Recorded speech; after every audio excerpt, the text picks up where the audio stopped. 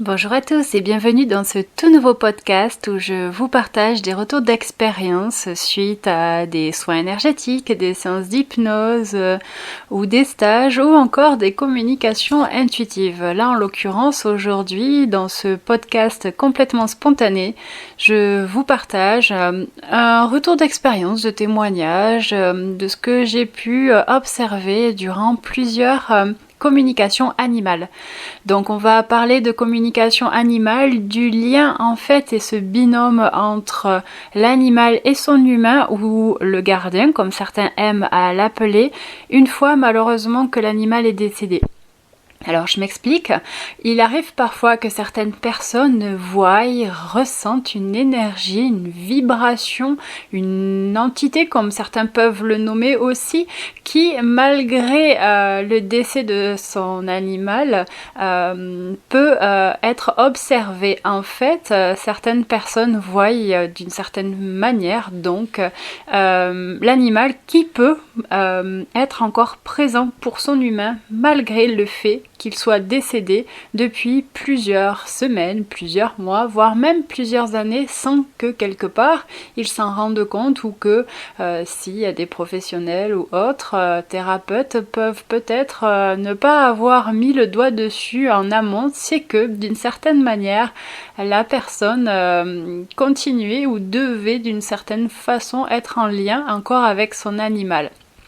Alors je m'explique. Concrètement, on m'a contacté il n'y a pas tellement longtemps pour pouvoir faire une communication animale donc avec un chat décédé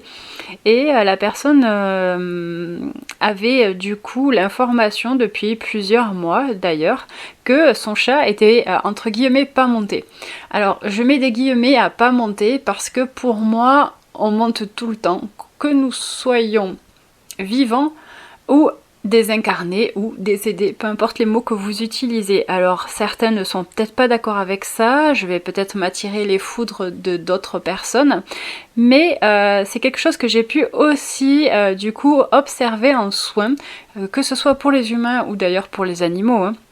Il m'arrive parfois du coup de contacter, d'être surprise en fait tout simplement lors d'un soin énergétique, d'avoir l'information qu'un défunt se présente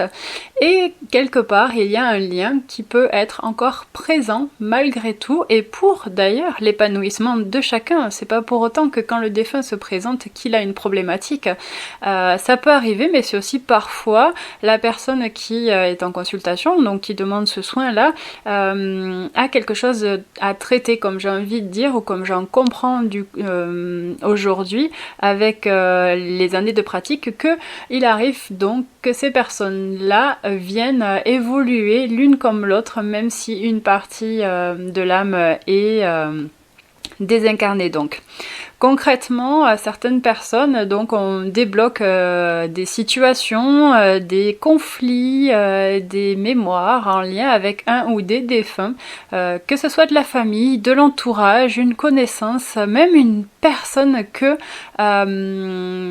qui peut être de la famille qui n'a pas connu de son vivant. Alors après on appelle ça du transgénérationnel, mais quoi qu'il en soit pour moi c'est la même idée, c'est-à-dire que quand on fait un soin énergétique, on est en lien donc avec des énergies qui permettent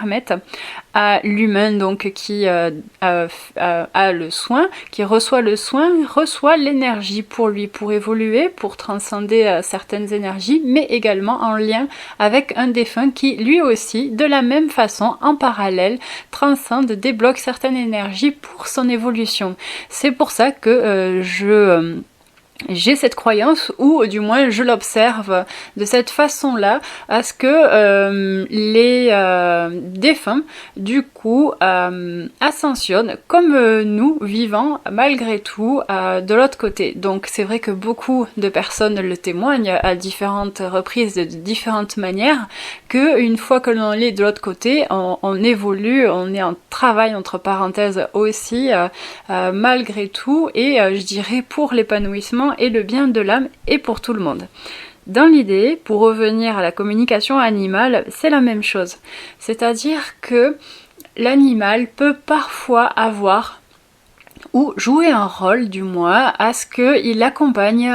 son humain encore malgré le fait qu'il soit décédé. Même si c'est dans l'inconscient d'une certaine façon, puisque l'humain n'a plus physiquement malheureusement et à ce manque aussi de ne plus pouvoir avoir son animal, malheureusement ne peut pas le ressentir généralement ou le ressent les premiers jours ou les premières heures après son décès, de n'importe quelle manière d'ailleurs, peut ressentir le témoignage de fait, un peu comme un défunt aussi, à ce que l'animal évolue et qu'il rentre dans un passage, dans une nouvelle façon de l'âme, tout simplement à être. Donc du coup, certains l'appellent donc de l'autre côté, etc. Mais du coup, ce chat a du coup été concrètement pendant plusieurs mois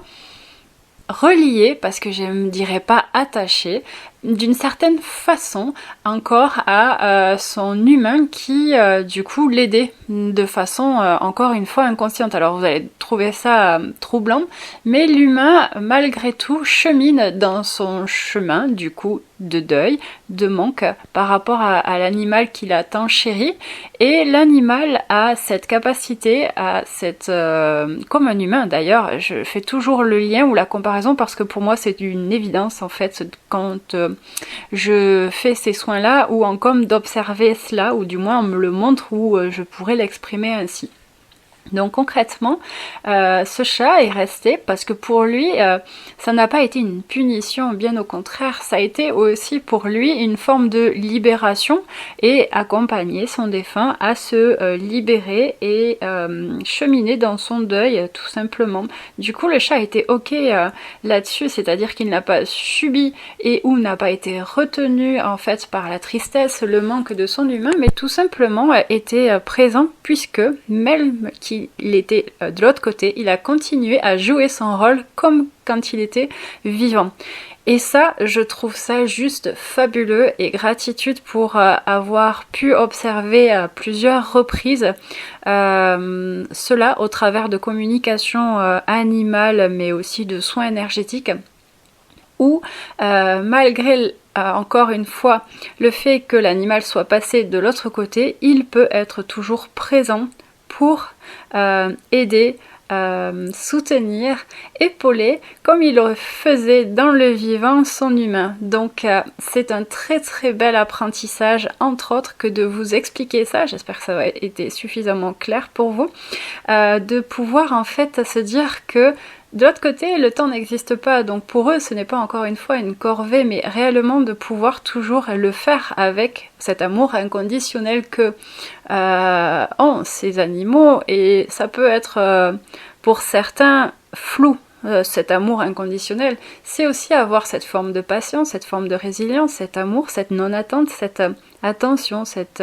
bienveillance, cet appui, ce soutien, cet amour tout simplement de pouvoir être là pour accompagner dans son quotidien son humain à vivre des choses bien et pas bien, mais du coup aujourd'hui en l'occurrence cette personne venait transcender, évoluer, cheminer, passer à une étape supérieure, faire pour elle-même ce passage, cet accompagnement malgré tout, pour elle, mais aussi surtout pour son animal, parce qu'elle demandait bien évidemment de savoir s'il allait bien, s'il avait besoin d'aide, s'il avait quelque chose, ou s'il avait besoin de quelque chose pour qu'il soit resté en fait jusque-là, et non, c'était juste pour dire que c'est possible. Donc on le voit aussi lors de mes stages de communication animale où en fait les personnes expliquent leur vécu, que leurs animaux ou les situations laquelle du coup a pu leur marquer voient vraiment cet accompagnement de leurs animaux de compagnie, et pas que d'ailleurs. Mais c'est vrai que je trouve ça à chaque fois génial, authentique, merveilleux, et je suis pleine de gratitude encore une fois de la part du règne animal, du monde animal, mais aussi du végétal, mais ça c'est encore un autre débat et c'est pas le sujet de ce podcast, de pouvoir accompagner l'humain et d'être accompagné et de le faire tout simplement. Nous le faisons bien évidemment entre nous, mais à chaque fois il y a des choses magiques qui se passent parce que l'animal est là pour accompagner l'humain, et on le voit au travers de tant et tant de expériences, de vécu, de difficultés, parce que souvent, malheureusement, c'est à cause d'un drame, d'un accident, d'une séparation et qui se passe généralement malheureusement dans la douleur que nous cheminons, que nous évoluons. Et l'animal, d'une certaine manière, comme une forme de contrat, est généralement ok de vivre ça. C'est-à-dire que l'animal a lui aussi, dans son chemin d'évolution, a passé ce passage avec nous, donc il est le témoin, il est l'allié aussi de vivre ça avec l'humain, de vivre et ou de subir malheureusement tout cela pour son cheminement à lui en tant qu'âme. Du moins ça c'est une version d'une réalité dans laquelle je peux comprendre et que l'on me témoigne. Voilà, j'espère que c'est assez clair pour vous. N'hésitez pas à me poser des questions si vous voulez en savoir davantage.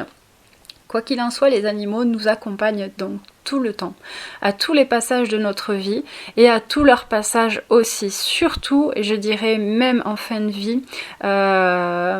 et après leur décès. Ça arrive aussi qu'il y a certaines personnes qui me contactent où ça fait plusieurs dizaines d'années que ils ont perdu un chat, ou quand ils étaient enfants, ils étaient liés d'affection avec un chien par exemple, et du coup, on ne sait pas pourquoi, on a besoin d'aller reconnecter, d'aller chercher quelque part une communication, un lien avec cet animal, et généralement ça vient nous permettre en fait de nous libérer, de transcender, d'évoluer, soit cette période avec laquelle nous avons vécu avec cet animal, ou pour continuer à nous aider dans notre vie actuelle qui pourrait solutionner, accompagner un blocage ou des remises en question.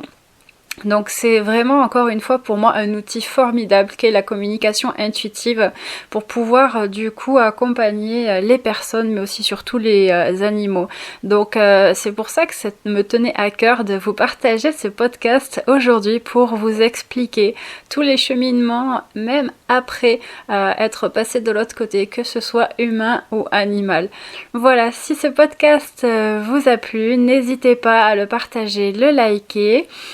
Vous pouvez me retrouver sur ma chaîne YouTube, Facebook ou mon site internet www.anne-intuitive.fr. Si vous souhaitez avoir des renseignements sur les stages que je propose, d'ailleurs notamment en communication animale, n'hésitez pas à revenir vers moi pour vous inscrire ou en savoir davantage. Je me ferai un plaisir de répondre à vos questions. Voilà, je vous souhaite une très belle soirée ou journée en fonction à l'heure à laquelle vous allez écouter ce podcast, et je vous dis à tout bientôt pour une prochaine aventure. Bye bye!